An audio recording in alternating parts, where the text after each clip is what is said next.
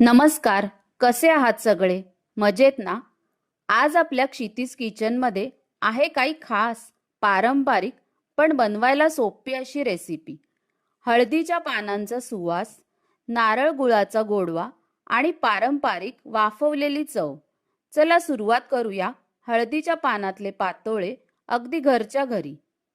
पातोळ्यांसाठी मी घेतलीत 5 ते 6 हळदीची पानं, अर्धी वाटी ड्रायफ्रूट, 1 वाटी किसलेलं ओलं खोबरं, 2 वाट्या तांदळाचं पीठ, 3 ते 4 चमचे तूप, अर्धी वाटी किसलेला गूळ, 1 चमचा वेलची आणि चवीनुसार मीठ.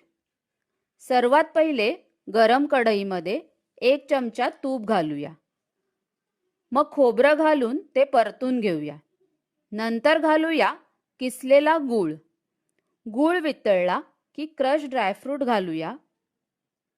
वेलची पावडर आणि चवीनुसार मीठ घालून मिश्रण चांगलं परतून घेऊया.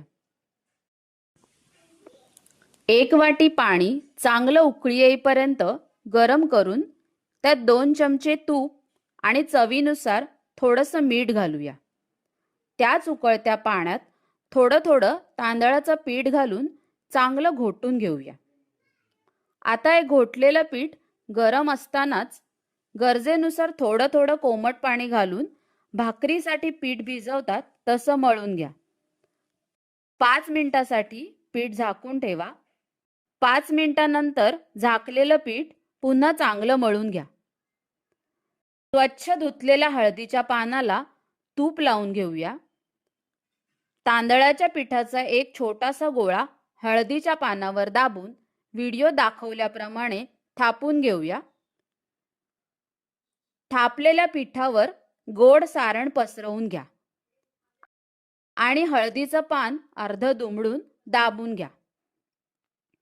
अशा प्रकारे सर्व हळदीची पानं बनवून मोदकाच्या पात्रात एकावर एक ठेवूया आणि 15 मिनिटांसाठी वाफ काढून घेऊया.